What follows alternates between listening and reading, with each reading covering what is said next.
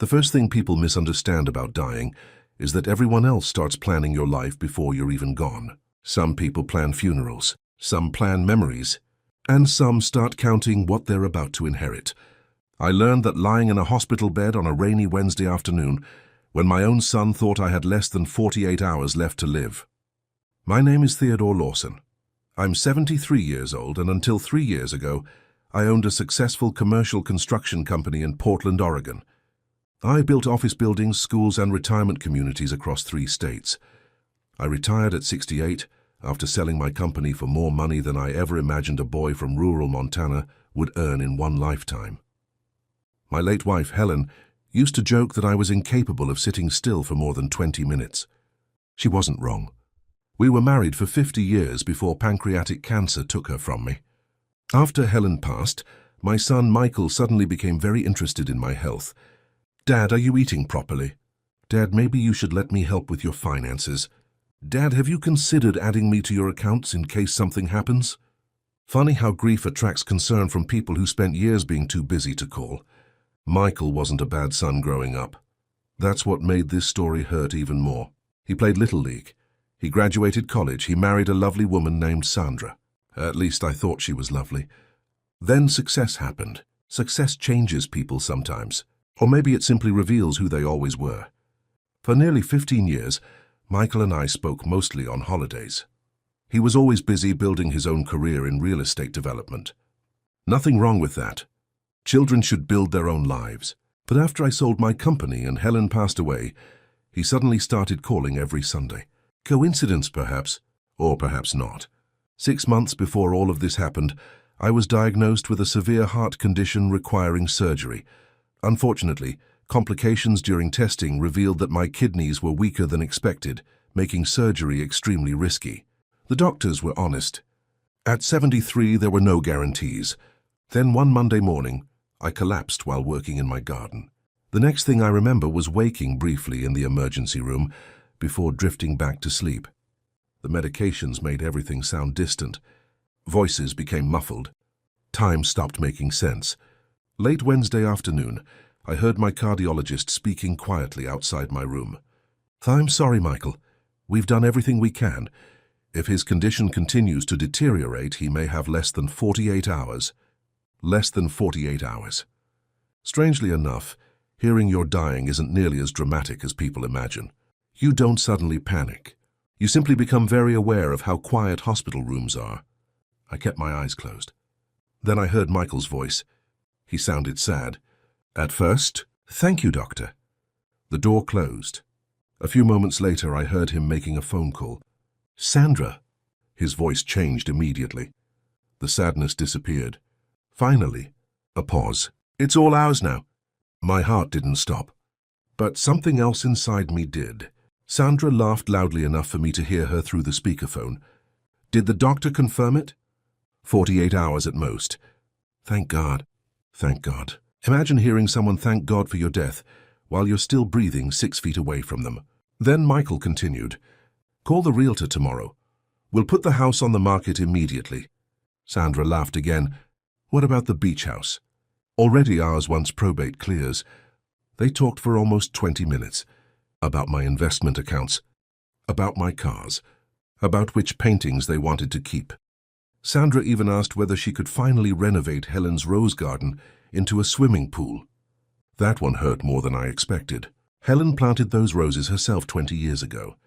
I kept my breathing slow, steady. Sometimes silence is the greatest gift betrayal can give you, because people reveal who they truly are when they believe you cannot hear them. Now tell me honestly, if you overheard your own children celebrating your death before it happened, would you forgive them? Comment never if betrayal like that cannot be forgiven. Or comment family forever if you believe children deserve another chance no matter what. Around midnight, Michael kissed my forehead before leaving the hospital. "Rest well, Dad," he whispered. Then he walked out smiling. What he didn't know was that my condition had stabilized several hours earlier. The medications were simply keeping me sedated. At 1:12 a.m., I opened my eyes and asked the night nurse for my phone. The first call I made wasn't to an attorney. It was to my oldest friend, Benjamin Pierce. Benjamin had been my business attorney for 36 years. He answered on the first ring. "Theodore." "Ben, I need you at the hospital before sunrise." He arrived at 5:30 a.m., carrying 2 briefcases and enough legal documents to bankrupt a small country. After listening to everything, he quietly asked one question. "How much control does Michael currently have?" "None," he smiled. "Good." Over the next 4 hours, we made several decisions. My will was completely rewritten. Every financial power of attorney previously naming Michael was revoked. The beach house was transferred into the Helen Lawson Memorial Foundation, benefiting cancer patients and their families. My investment portfolio was donated to educational scholarships for children whose parents work in construction trades. My classic car collection went to a local veterans organization. And my primary residence? That beautiful Victorian home Michael planned to sell. It became a permanent residence for widows over 65 who needed transitional housing after losing their spouses. Michael remained in my estate plan. He would receive $1. Benjamin insisted upon it. "Never accidentally disinherit someone," he always says. By noon, everything Michael had been celebrating the night before was legally gone. Completely. The following afternoon, something unexpected happened. My condition improved dramatically. Apparently, my body had not received Michael's timetable. The cardiologist laughed when explaining my test results. "Theodore, I don't know whether it was medical treatment or pure stubbornness, but you're not dying this week. I've always been exceptionally stubborn." 3 days later, Michael walked into my hospital room carrying flowers. He froze when he saw me sitting upright reading the newspaper. "Dad?" "Good morning, Michael." His face turned completely white. You're awake." "Remarkably." He smiled nervously. "That's wonderful news." I nodded. "Yes, it certainly is." Then Benjamin walked into the room carrying a thick folder.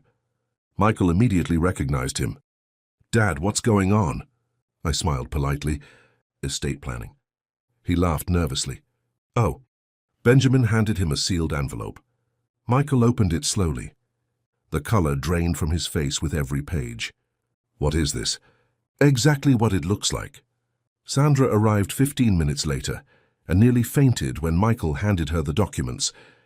"The beach house is gone?" "Yes." "The investment?" "Also gone." "The house?" "Especially the house." The room became painfully quiet. Finally, Michael asked the question I had been waiting for. "Why would you do this?" I looked at him for several seconds. Then I asked one simple question. "Do you remember Wednesday night?" His face immediately changed. Complete silence. "You said—" I paused briefly. "Finally, it's all ours now."